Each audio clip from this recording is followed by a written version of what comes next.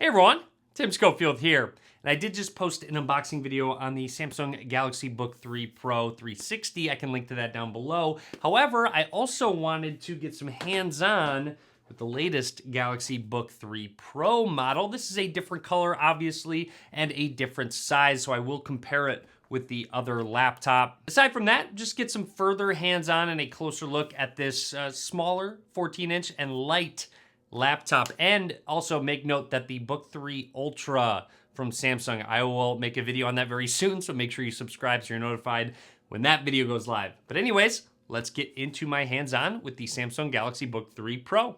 A quick comparison between the size and point out some subtle differences. Obviously, the 360 comes with that full-sized S Pen that will magnetically attach to the top. They do both have Samsung branding, but other than that, very minimal. You'll also notice because of the 360, it folds into a tablet. The hinge shows on the front side, whereas it's clean on the Pro. Before we take a closer look at the hardware, obvious weight difference, 3.7 pounds with the 16-inch and then 2.58 pounds. So a fairly significant difference in terms of weight, which, you know, while holding it, you're probably going to be using this 16-inch with two hands, especially if you fold it into tablet mode. Whereas this one is just very portable and light, being 14 inches. Lined up, quick close-up, subtle difference between just the curvature, again, having to do with it folding 360 degrees, but ports, exact same. HDMI 2, Thunderbolt,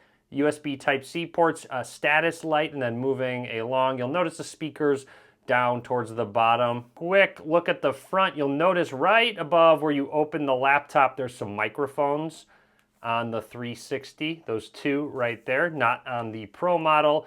And then moving along on the right side, again, exact same ports, micro SD, USB Type-A, and a headphone jack. And just quick look at the back, more prominent ventilation on the 360. They have the exact same keyboards, however, with the extra space, the 16-inch is able to add in a number pad. Also, the 16-inch has a much larger trackpad. I really wish they included a little bit bigger trackpad on this 14-inch Pro model. Side by side, they both have the 3K dynamic AMOLED 2X displays, 2880 by 1800 with a 1610 aspect ratio, both all the way up to 120 hertz refresh rate. There is a difference. The 360 has a touchscreen, whereas the Pro model does not. You have to use a mouse. Again, just a subtle difference, but obviously this will turn all the way around into a tablet. Very versatile in comparison with the touchscreen, makes it a lot more useful. Now focusing a little bit more on the Pro, like I said with that display, let's go into display settings, scroll down, and if you go into advanced display, it tells you 60 or 120 hertz.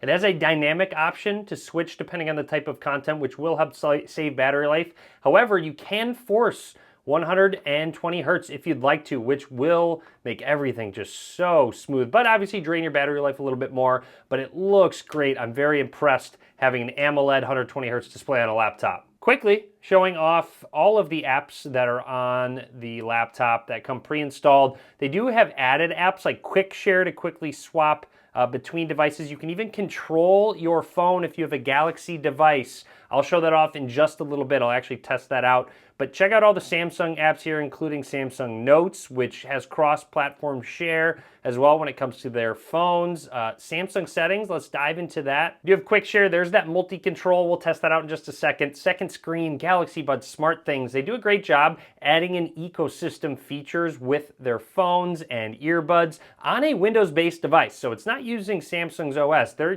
putting all of this on top of Windows. You can change your screen mode, DCI-P3, Adobe RGB. It is on Vivid AMOLED native, or you can have it on auto mode. With HDR, you can have it be bright, normal, switch between dark modes, and a focus mode. With some advanced features, you have auto booting, quick settings, press and hold, studio mode, battery and performance. You can protect the battery, and one thing I like, USB charging. Even when the system is in hibernation or shut down, you can still charge devices. And performance mode, there is a quick shortcut to change these on the keyboard between high performance, optimized quiet, and silent. Keyboard is also backlit. You can change the brightness of it and when it will shut off. I grabbed my Galaxy S23 Ultra. I did just post my review on this device. If you want to check it out, I will link to it in the description, so watch that after this video. Anyways, let's turn on multi-control and control our phone with our laptop. See if it pops up. Oh, it pops up right away. S23 Ultra, it is connecting to it. All right, and it shows up sides on both, so it is on the right side here. I can move it if you'd like to. I can arrange my displays, but watch this. That's all I had to do is hit connect. We're gonna move over. Boom, look at that. My mouse is now on my Galaxy device. So I could just completely use this. I could scroll between windows with gestures. That was 2 fingers to get to different screens. It's actually a little finicky. It's actually tough. Okay, there we go. So it takes a little bit to get used to, but that does work very well. So let's say I wanted to click on the weather. There we go. Lets me know in Chicago. It's 4:09 p.m. right there. Let's see, 3 finger up. How do I go home? Okay, so you can even use gestures to pinch in on a map. That's really neat. If I go swipe or click and drag up from the bottom, I can get to all of my different apps. Oh, this is awesome. And obviously the big one is typing. Let's try that. All right, Notes app is open. Hi. Very it's crazy how almost instant it is typing on there. Let's type subscribe. There we go. So there's just an example using it between the mouse and keyboard, just back and forth. Actually, let's try and click and drag. Why don't we? I have a photo file on my desktop. I'm gonna pull it all the way over. I don't know if that file format's gonna work, but wait, no, it did. Transferring one file. It says it right up at the top there. One file is transferred. Oh, I don't know why I'm not using the mouse, but go to downloads to open it. So we're gonna go to downloads and see if I can find this file. Okay, I found it. It's opening up. I don't know if this file format's actually going to work. It was yeah, I didn't think it would. It was in that, I think, WebP file format. So, but as you can tell, this was just an example of transferring a file. You just click and drag it on over. You could send them back and forth very easily. You can even pull files from your phone over to your laptop. Anyways, that is everything from me. I have to say these videos look great because of it using an AMOLED display. But overall, very impressed. Love having 120 hertz on a laptop. It's really hard to go back. But drop a comment. Let me know what you think.